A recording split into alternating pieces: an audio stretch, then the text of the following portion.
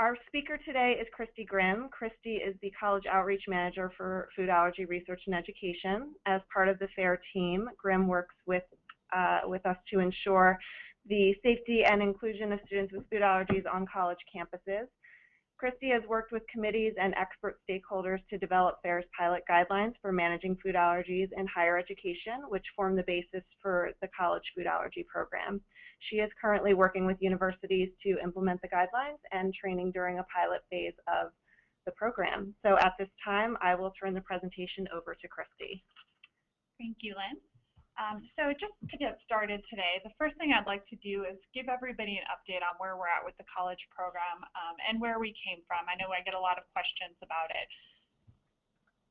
So the creation of the college program was really inspired by a host of issues. From a student and a parent perspective, there were a lot of challenges in getting accommodations through dining services, resident services, and disability services. And on the other side of the coin, many colleges and universities were also feeling frustration, not knowing who students with food allergies were in many cases, and also struggling with some of the risk-taking behaviors and lack of self-advocacy, as well as just a general lack of knowledge of the best ways to accommodate these students.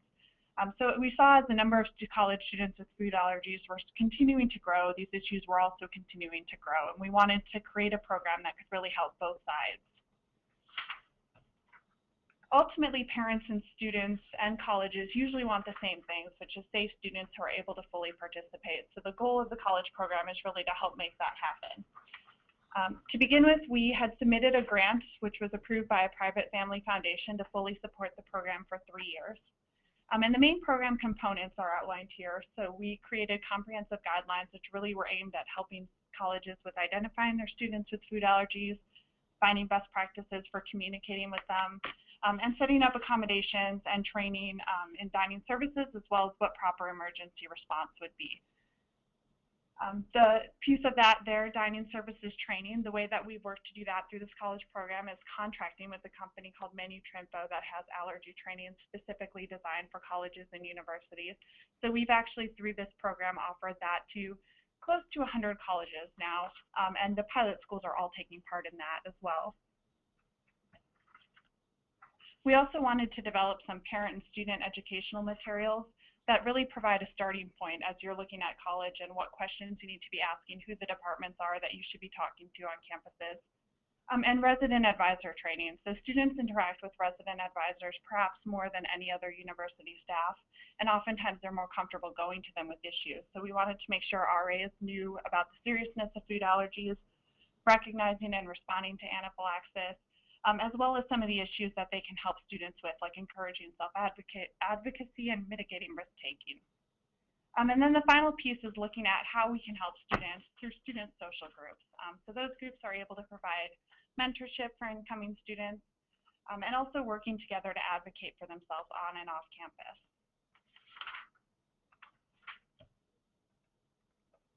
So to start the college program, we started with a research phase, and the first bit of that was a college summit in January of 2014. We brought together 30 colleges with dining services to talk about some of the challenges that dining services were facing, as well as best practices that were working well.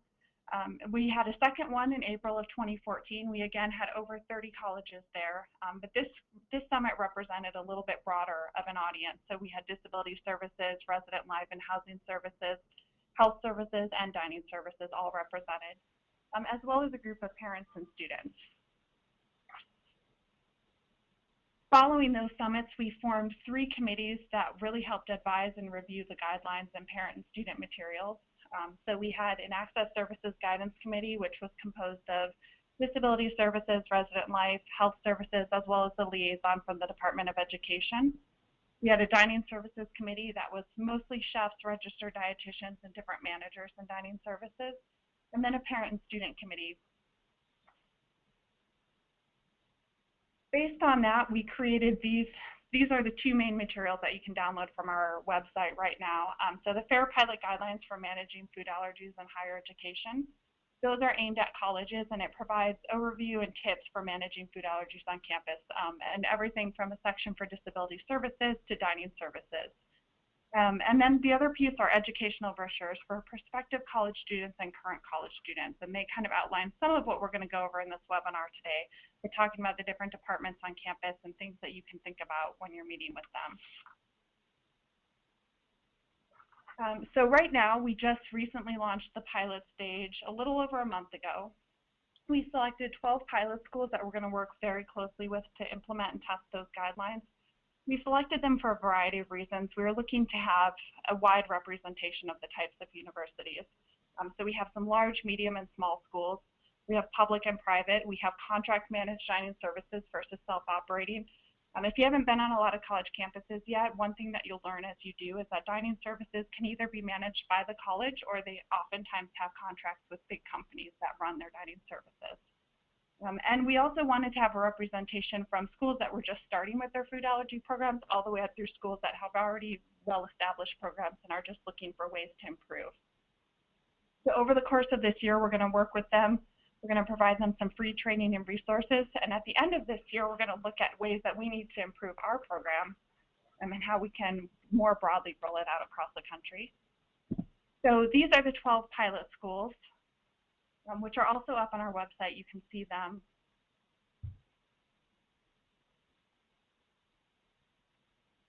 University of Southern California, University of Arizona, Texas A&M, University of Northern Colorado, University of Chicago, Valparaiso University, University of Michigan, Wesleyan University, College of the Holy Cross, King's College, George Mason University, and North Carolina State. At the end of this pilot program, what we're really hoping to do in 2016 is roll out a database where colleges will be able to go up and sign up and say exactly what they have implemented on their campus so that parents and students are able to log in and see that and be able to judge a little bit just from the starting point where these colleges are at. So getting into what you guys really want to know is you're starting this process if you're in high school or you're a parent of a high school student, or maybe you've just started college. What do you need to do? What do you need to know about the process of going to college with food allergies? First off, right off the bat, especially if you're still in high school, start preparing now. Don't wait until you're on a college campus to get ready to self-advocate. College representatives want to hear directly from their students. And so they'll talk to parents, especially early on in the process, but they really want their students to come and seek them out and tell them about their needs. So if you can, start preparing now, whether you're a student or if you're a parent, start preparing your student now.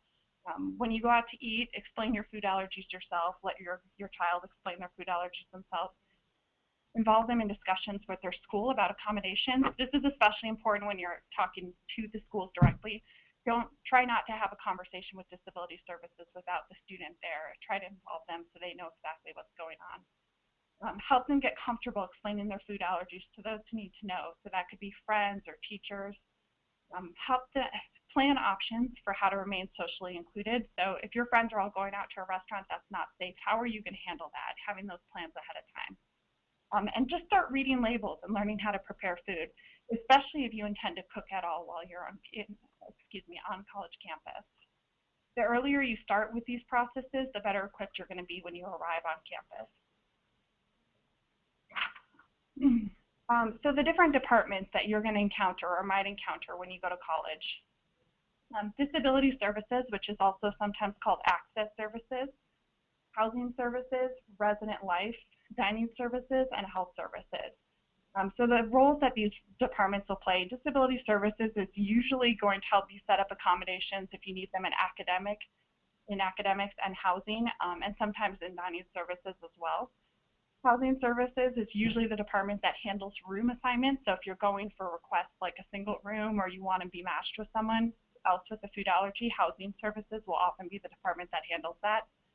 Resident life is usually the department that handles programming in the dorms, so dorm parties or floor events, as well as training for resident life staff like resident advisors.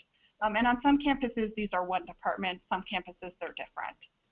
And then the role of dining services, obviously, is to provide food to the students living on campus and just eating there, even if they don't live on campus.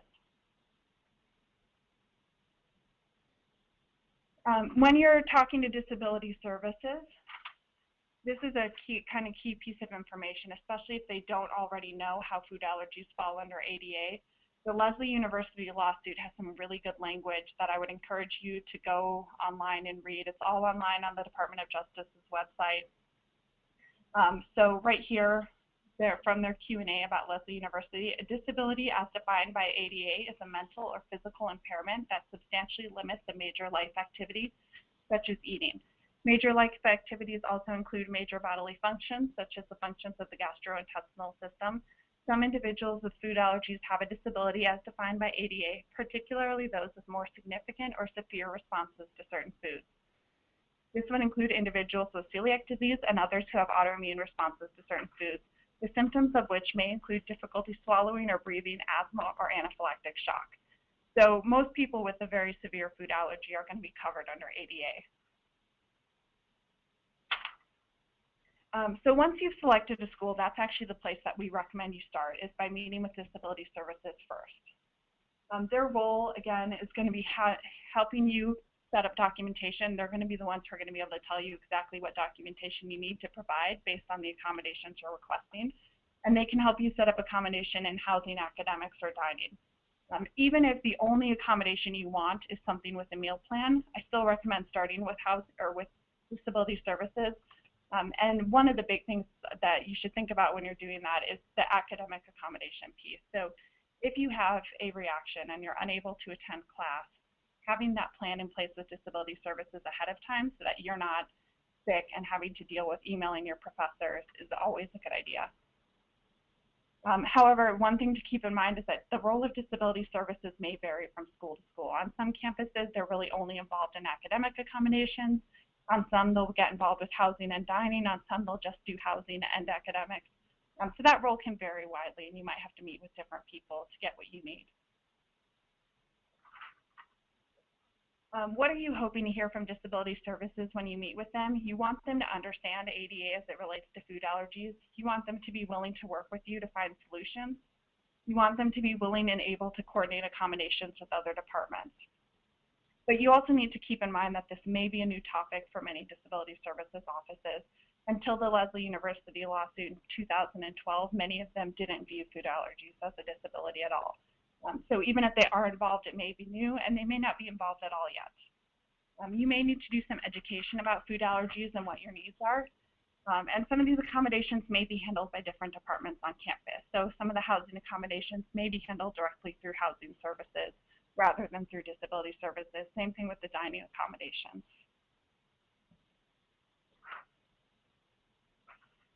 Some questions that you can think about when you're meeting with Disability Services. What documentation do you need to provide to establish your food allergy as a disability with them? What is the process for requesting accommodations? What paperwork do you need to fill out to get that done? What academic accommodations can be made if your son or daughter has a reaction and is unable to attend classes for a time? What accommodations do you need from dining, and do they have the processes and tools in place to offer them? And what accommodations do you need from housing, and do they have the resources to offer them? So for Housing Services accommodations, some of the common requests that I see from parents and students are for things like a single room or a room with access to a kitchen, or being paired with a roommate with a food allergy. So when you're thinking about whether the school can make these accommodations, some of these are going to be limited by what resources the school has available.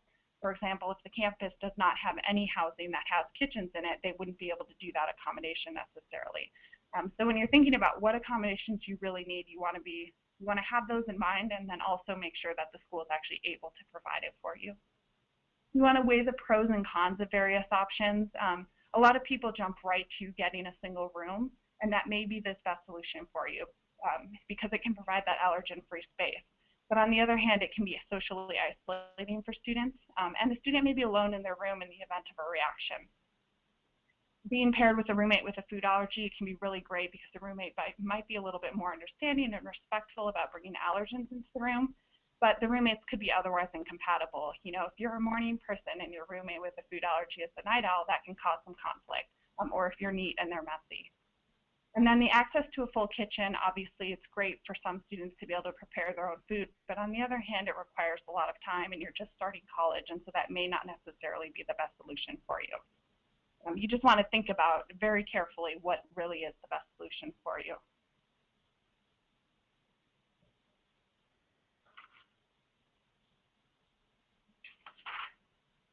All right. Okay, so when you're meeting with housing services and resident life, another thing you really want to ask about is the emergency procedures for the dorm. So our RAs trained to recognize anaphylaxis. Where will the emergency responders come from, and will they have epinephrine on them? How long does it take them to get to the dorm? At most colleges and universities, just so you guys know right off the bat, resident advisors will not be allowed to administer epinephrine. On some campuses, there are emergency responders that are located right on campuses that will respond to an emergency, and sometimes they have stock epinephrine. On other campuses, that's not the case. It might be the city EMTs or the fire department that's responding. So you want to know those ahead of time so that you can plan accordingly. Another question for them is, how can your student get safe food during special events? So dorm parties and floor events are very, very common, and they often involve food. And so if you want to be able to be included in those, talking to resident life ahead of time about exactly what your options are for getting safe food is a good idea. Dining services, if you are planning to eat on campus or participate in food prepared by them at all, will play a critical role in keeping you safe.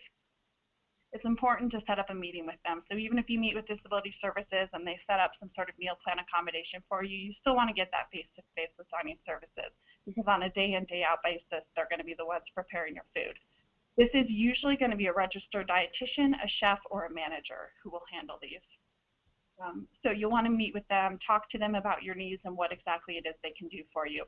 And you should also ask if you can take a tour of dining services during normal service hours, so you can really get a feel for how they handle the food process. Some questions to think about when you're meeting with dining services. How do you accommodate students with food allergies? And we'll go over a little bit more about some of the common ways that schools are doing that on the next slide. How can students access allergen information for the menus? Some schools list them online, some schools list them in the dining hall, sometimes they're available upon request. So how do they do that for you? Who is the designated person in the dining hall students can go to with food allergy questions? And is there a designated person?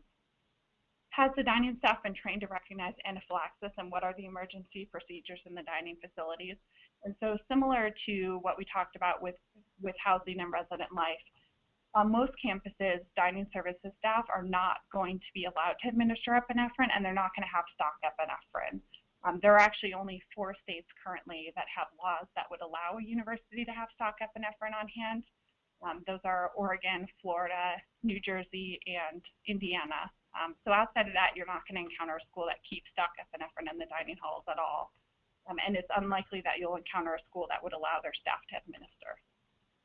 And then the last question here, has the dining staff undergone any food allergy training, and are there ongoing training reminders? So you really want to make sure that the people who are preparing your food actually understand cross-contact and the dangers, and know how to prepare your safe food. So some of the common dining services solutions are listed up here. One of those is pre-ordered meals, and that's usually a situation where you would text or email your order ahead of time, and they would prepare it for you and have you waiting at the time that you said you would be in the dining hall. Obviously, a pro of this, you can have a variety of options because you can text an order. The food is ready when you arrive, so it's easy. A con is that you have to plan ahead, and so if you're a student, you know yourself. If you're a parent, you know your student. So when you're thinking about whether this will work for you, you got to really think about whether you're actually going to take the time to do this on a daily basis. Another common option is allergy-friendly hot stations, and those are usually going to be stations that are free of most of the top 8 or all of the top 8 allergens, as well as gluten. So it's quick. You don't have to plan ahead of time. It's a great option for students who just want to run in and grab something and not have to think about it.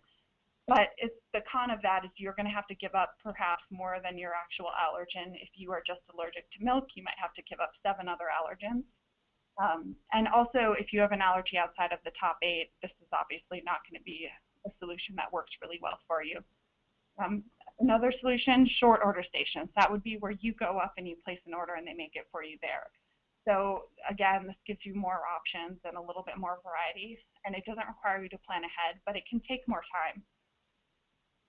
So if you're someone who likes to go into the dining hall with your friends, you know, by the time they're sitting down, they could be halfway through your meal before you have your meal, and that could be potentially a little bit isolating for you. And then this fourth solution, an allergy-friendly or gluten-free pantry, is getting pretty common on campuses. And this is just a separate area where they stock certain items. So it's always available, which is nice. It's usually done in combination with some of the other options because it doesn't always have a lot of hot options in there. But obviously, there are going to be a little bit fewer options as well.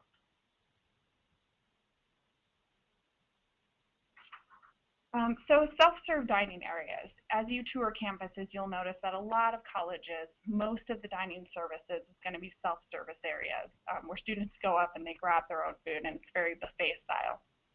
So what I found is that even though a lot of colleges are offering a lot of other options, you can order your own meals prepared specially and back, a lot of students still go up to those self-serve areas. And I just want to caution everybody about those because while the colleges and universities can work to lower risk, they can focus on a smart layout and try to be as diligent as possible at keeping the area clean. You can't prevent 100% against cross-contact on those areas. All it takes is one student to come up and touch the serving utensil to their plate that has an allergen on it, and then that item may no longer be safe. So I do encourage students to take advantage of some of those other options that their schools offer them, rather than just going up and eating off of those self-serve areas. Health services. So the role of health services, perhaps more than any other department on campus, really varies widely from school to school.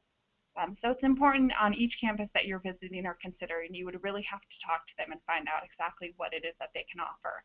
So on some campuses, they can provide a lot of medical care. On some campuses, they have a pharmacy where you can get epinephrine refills if you need them. They might offer nutritional counseling. Sometimes they have dietitians on staff who will meet with you and really help you plan for healthy eating with your food allergies. They might offer mental health counseling, which can really come into play if you do have a reaction and you're experiencing some anxiety or stress about it, having a counselor to go talk to. And so depending on what they offer, you may need to seek healthcare off of campus or you may not, but find out what they offer. And if they aren't a viable option for you for ongoing healthcare, if you can't get prescription refills there, just plan out where you're going to get them. Is there a pharmacy or a doctor's office near campus where you can go instead?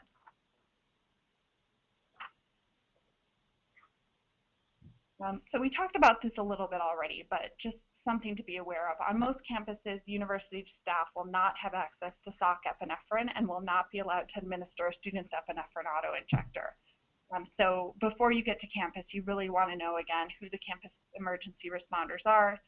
Is it someone on campus locally? Do they have a campus-based EMT service? Is it the local fire department, local EMTs? How long does it take them to get to campus, and how long does it take for them to find something on campus? So if it's a city one of the issues potentially could be that if you're in the dorm room and you have a reaction, they may not be able to find you very quickly. So you just want to talk those issues through and know ahead of time. And then do those responders carry epinephrine? So whoever it is, if it's the fire department or local EMTs or a local campus group, are they carrying epinephrine with them?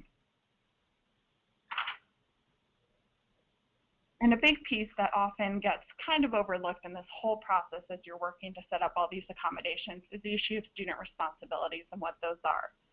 So we're just going to go through some of the big ones. And keeping in mind that every school is going to have their own potential list that they might want you to follow through, depending on what solutions they have in dining services, they might have unique things that they expect you to do. So you'll want to always talk to the school about what those are ahead of time as well. But number one, always carry your epinephrine with you.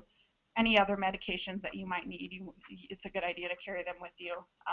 You want to disclose your food allergies to your school before you arrive on campus. That doesn't necessarily mean you have to disclose them before you're accepted to the school, but before you start school, you should disclose it to them so that you can set things up ahead of time.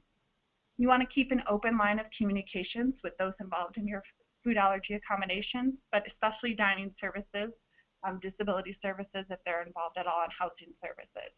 If there is a problem, you should be reporting it immediately. If you have a reaction in the dining hall, seek medical care. But as soon as you're safe and you're okay, You want to make sure you're telling dining services so they know. And something I hear from a lot of colleges and universities is that they have never had a student in their dining halls have a reaction from any of their food. And I think that that's indicative of the fact that students are probably having reactions and not sharing that information. And if a school doesn't know that you've had a reaction, they're not going to address it. So you want to make sure you're telling them right away.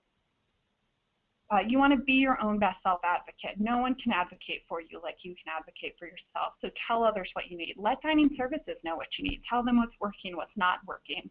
Take the time to explain your food allergies to those who need to know. If you're eating out off of campus, tell your server. Don't be afraid to ask questions about what's in your food.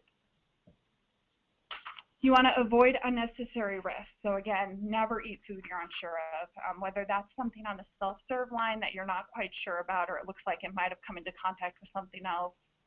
Just ask questions. Ask for something from back instead of eating off of that self-serve line. You want to plan ahead for social events where food will be served, whether that's a dorm party, if you're going to a party at someone's house, if you're going to a catered event, just plan ahead for how you're going to get food. Keep in mind that alcohol may contain undisclosed allergens. So some of you, if you're just starting this process, you're probably not 21 yet. But as you reach that age in college, think about the fact that they're not alcohol is often not regulated to contain ingredient lists. And so it could contain something that you would be allergic to. And then also, of course, alcohol can lead to other risk-taking behavior. So you want to be extremely cautious about it. And finally, if you experience a reaction, tell someone. Don't go off on your own. Don't go to the bathroom. Don't go back to your dorm to administer epinephrine by yourself. Let someone know. Administer epinephrine right away if you need to.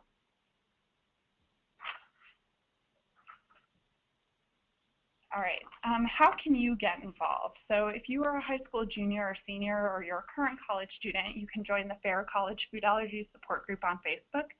It is a fairly new group, and so it's small right now, but it's a great group of students. You can get in there if you have questions and you want to talk to other students about what their experiences have been. It's a great place to connect. When you get to college, consider joining a student group if there is one on campus. If there's not one, consider creating one. Student groups, like we talked about before, can be an important source of support. And also, you know, if you really want to see change on a campus, a group of students working together can accomplish great things. And you can encourage your school to use the FAIR College Guidelines for Managing Food Allergies in Higher Education, which they can download for free on the website, even if it's just looking through them and seeing areas that maybe they hadn't thought about or haven't addressed in their own programs before. And if you guys want, I didn't put this email address on the slide, but for additional questions, we do have an email set up. It is collegeprogram@foodallergy.org. So feel free to shoot questions or feedback or information, you know, share experiences about your time in college or your process looking at colleges. We're always happy to hear from you. Okay. Thank you so much, Kristi, for a very thorough presentation today. If you wouldn't. Okay. So before we get into the question and answer portion of today's presentation, I would like to just remind everybody that our monthly webinar series is only one component of FAIR's educational programming, and our annual signature live educational event, the National Food Allergy Conference, will be taking place next month on May 16th to 17th in Long Beach, California. Attendees can expect an outstanding lineup of speakers and presentations, and the conference has secured a wide range of expert-led sessions to help people live well with food allergies at every stage of the journey. So those who register for the conference this week also will save $50 on their registration fee, and you can learn a little bit more about this year's program at foodallergy.org/conference. I've also included a link in our chat window. I have also included the email address in our chat window that Kristi has just given for any questions pertinent to the college program, which is, again, collegeprogram@foodallergy.org. So thank you to everyone who has submitted questions in advance of today's webinar and during today's webinar. So we are going to try to get to as many questions as possible with our remaining time today. Some of the questions, again, if they are sort of personal and individual type cases, we encourage you to email us at collegeprogram@foodallergy.org, and we'll try to answer questions that appeal to the general audience today. So one question that came up was related to some of the specific needs of student athletes. who may have to travel to games sometimes overnight, and they may have a difficult time getting safe food. So do you have any recommendations for student athletes in their on-campus experience? Yeah, that can be a challenging situation. I actually do periodically get calls from universities and students about that exact issue. And so a lot of times what I recommend is working with the coaching staff. If they're eating out when they're on the road, a lot of coaching staff will be very supportive of that and really try to pick restaurants that will work well for you. You can plan those meals out ahead of time instead of having to grab something on the fly when you're on the road. Another thing is that a lot of times coaching staff will be able to connect you with dietitians that can really give you that nutritional counseling. If your health services or your dining services doesn't have it, sometimes teams will have it anyway. So I would encourage you to seek that out as well. Great. And just as a little PSA for those of you who are asking, a reminder that the slides, in addition to the webinar being recorded and posted on the website in about a week, the slides will also be posted online in PDF format. So I know a lot of people have wanted to save the slides, and I'm trying to respond to those questions individually, but just so that you know, they will be available on FAIR's website in our webinar section. One question that came in is related to housing accommodations, and the college that they're considering states that freshmen must live on campus, and they would like to ask for an option to commute outside of the 10-mile range, and they would like to sort of request that accommodation. Is this something that they would go to disability services for, or is this a more appropriate question for housing, or is it a little bit of both? It could be both. It really depends on the campus. I would start with disability services because that is something that would fall under an ADA accommodation. And so disability services, if they handle housing accommodations, would be the one who would field that request. If it's a campus where disability services really only works on academic accommodations, then housing services would likely be the group that would be handling that. So start with disability services, and if they tell you they don't deal with housing issues, then I would go from there to housing services. Great, thank you. One of the questions that has come up is sort of more of probably a general advocacy type question, but some people have been asking for a little bit more insight as to why university staff are not allowed to administer epinephrine and actions that they might be able to take for mobilizing change. So that is a good question, and I will say that the 4 states that have laws allowing higher education institutions to stock epinephrine, they also provide legal protections and liability protection for university staff, and those are fairly recent. So just like in the K through 12 environment where it kind of trickled from state to state, I think that it's likely that that's going to happen with colleges and universities as well. There is a lot of pending legislation across the country that would allow colleges and universities, or really any entities, so restaurants and water parks and things like that, to stock epinephrine. So that change is probably coming. So that's hope for the future. But as far as why schools outside of those 4 states typically don't do it, a lot of times it's just a liability thing. And then without the ability to legally get stock epinephrine, and those laws that sort of build in those protections, schools just aren't willing or able to go down those roads. So the 4 states, again, that have that legislation currently in, it's Florida and Oregon, and those states have entity laws. So again, any restaurant or water park or camp or anybody would be able to get stock epinephrine, and those laws also build in those protections for staff that would administer it. And then New Jersey and Indiana have higher education specific legislation that would allow universities to stock epinephrine and administer them. Great, thank you, Kristi. And as a sort of follow-up to that question is for students that may be attending a school that is not in one of these states, what are some recommendations in terms of how the student can best communicate for if they need help administering epinephrine? So that can be a little bit of a challenge, and I would actually talk directly to the school about what they would recommend. And you can always have those conversations with staff too. So when you're meeting with dining services, you can ask them, what happens if I have a reaction and I can't administer my epinephrine? What's the process for that? And really just engage them in those conversations. You can have the same conversation with resident life. I just, be prepared for the fact that your university is probably going to tell them that they're not allowed to do that. But I think it's always helpful to have those open conversations with them and let them know that that could be a need you would have. Okay. One of the questions that came up is sort of related to dining services, and had sort of asked for some insights on addressing schools that may not have a dining hall per se, but they have sort of like a food court type setup. Do you have any insights on that? So that actually is I think more unusual. Most schools have at least some sort of residential dining, but we are working with one school that only does that food court style. And so a lot of times they'll do the same kinds of accommodations as other schools. You just have to meet with them ahead of time. So it could be something where, you know, you're able to send an order and they'll have something prepared and they'll have it ready at one of those locations.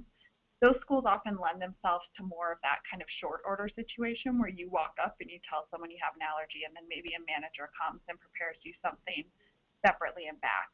So when you're looking at whether that will work for you, you just really want to have those conversations with them about what exactly they can do to prepare you food and whether you feel comfortable with that solution. Okay. Another question that sort of came through is related to the timing of figuring out allergy information during the college application process. So is that something that students should sort of start figuring out and have completely figured out before they complete the college application process, or can some of that be worked out after the student is accepted? This is actually something, there are people on both sides of this who have very strong opinions. So a lot of people think you should absolutely, before you apply to a school, you should talk to them and find out everything that they do for food allergies. And then other people who don't want to do that because they're afraid of being discriminated against because of the food allergies. And I think both sides have some valid concerns. So I don't really make a recommendation on that one way or the other. I think you really have to do what you're comfortable with. But what I would say is once you're accepted, for sure you should start having those conversations if you don't do it before that point. And well before you actually arrive on campus to start classes, you should make sure that you've had all of those discussions. You've met with various departments and you know exactly what your plan is for how you're going to eat, where you're going to live, where you're going to get your epinephrine refills, what the emergency response is, so that you're not figuring that out when you arrive on campus and move in. Great. One question had come in about which particular school we're working with that has the food court setting. So University of Arizona does not have any residential dining, so they have all, you know, locations that have their own sort of kitchen setup. Okay. So there are a few questions that have kind of come through about having a 504 plan in sort of the K through 12 setting and translating that over to college. And so any general recommendations as far as how that process works, and if somebody has an existing 504 plan, you recommend they have a 504 plan before heading into college, and so on. So I hate to tell you this, but you probably will have to start the process over again when you get to college. Colleges and universities, at least public ones or ones that receive public funding, they are regulated by Section 504, but they operate very differently than the K through 12 environment. So usually you can't just transfer your 504 plan from high school into college. But that doesn't mean that you can't provide that to them as a starting point if they want to see, you know, well, what has worked in the past for you. But the setup is going to be so different on most campuses that a lot of the stuff that you did in K through 12 isn't necessarily going to translate really well into the college setting. But just go in there with your documentation. You can take that 504 plan in there and really just talk with them. It should be a process where you work with them to find solutions that will work on your specific campus. Great. Now, for colleges that are involved or interested in creating or already have in place some good food allergy management policies and perhaps are not part of the FAIR pilot program, how are we working with those schools? So we are, you know, I'm always available for questions, and so, you know, any school that wants to reach out and ask questions or run things by us, they're welcome to do that with that same college program at foodallergy.org email address. That's one way. I get calls from people who want things. We also have a Google group that was created as sort of a way that they could connect with each other to share information. And I found, as I've worked with different colleges and universities, that one of the more useful things they can do is talk to someone at a different university who's experiencing the exact same issues and say, you know, this isn't working on our campus, what are you doing? So we created that. There's a link to it on our website on the college program page that university staff can go ahead and join and connect with other schools. Okay. A few questions have come in that are dealing with sort of struggling with how to go through the accommodation process and have some good recommendations for students that are going to be incoming and have multiple food allergies. And so can you provide a little bit of insight in terms of some best practices or, you know, good recommendations for individuals going into the college environment that have multiple severe food allergies? So I think with that, the question becomes whether you are going to be able to eat on campus and whether the dining services will be able to accommodate you or not, because I think the accommodations you'll need will be very different depending on whether dining services can feed you or not. And so the more food allergies you have, especially if multiple of them are very severe, the less or the more likely it is that dining services would let you out of a meal plan. I get a lot of requests about that, whether the school will let you out of a meal plan that's otherwise required. And the more allergies you have, the more likely it is that they will. They're also often willing to work with you to prepare separate meals to try and keep you safe. So I think you just really want to know what exactly it is that you want from the school and go in prepared to ask for that. And because if you're looking to prepare your own meals and not eat in the dining halls, you might need some accommodations and housing with access to a kitchen, or you might need an accommodation to allow you to live off campus in an apartment that you've access to the kitchen. But really, as a starting point, you need to figure out exactly what it is you want so that you can work with them to accomplish it. Great. And foraying over to college dining services, we actually received a question from somebody who works for college dining services, and they had noted that one of their biggest challenges is reaching the students with food allergies and helping them feel comfortable and being able to review options and come up with a plan to meet their needs. So what is the best way for schools to be proactive in reaching the students and helping them to feel comfortable so that they can speak with the proper parties and ask for help? I think this is always a big challenge for schools, is how do you reach this audience? And I think there are a lot of ways. You want to make sure that it's up on your website. If you can get some cross promotion up on other areas of the website. So, you know, on your university's homepage, if people search for food allergies or celiac disease, or gluten or peanuts or whatever it is, what do they get? And if they're not getting any result that tells them where to go, it's going to be harder for them to find you in the first place. Another thing is working on getting signage or information up in your dining halls. That's where the students are going to be on a daily basis. And so even a sign that just says, you know, got food allergies, let us know, or talk to this person, or a sign with, you know, the registered dietitian's information, cards coming in. So things that they're seeing it all the time, and a lot of them might ignore it, but you're putting that information out there so that they're able to easily access it. And one of the other things that I think we touched on in the presentation, but from another dining service staff, is that it really is a responsibility of the students as they kind of their world expands and they enter the college environment to make sure that they're taking the lead in communicating, so that, you know, they can make sure that the dining service staff is educated. Is that accurate? Absolutely, yes. And, you know, I encourage you as staff at a university to really communicate those responsibilities to your students as well. So whatever it is you expect them to do, let them know. And, you know, we talked about some general ones, but if you guys have unique ones, I would make sure those are communicated. Great. And I know that the concern about you know, college limitations in terms of being able for many staff members to administer epinephrine is pressing on some people. And I would say that the best way to sort of enact change and encourage other states to sort of expand their laws in terms of epinephrine administration is certainly connect with our advocacy team.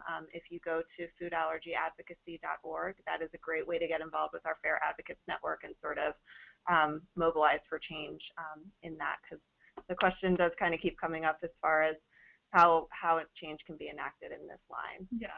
And you know, you can also always feel free to reach out to your local representatives and let them know that this is an issue that's important to you and you would like to see them pass. There is pending legislation in quite a few states, like I said, so you know, putting the pressure on them to let them know that this is an important issue.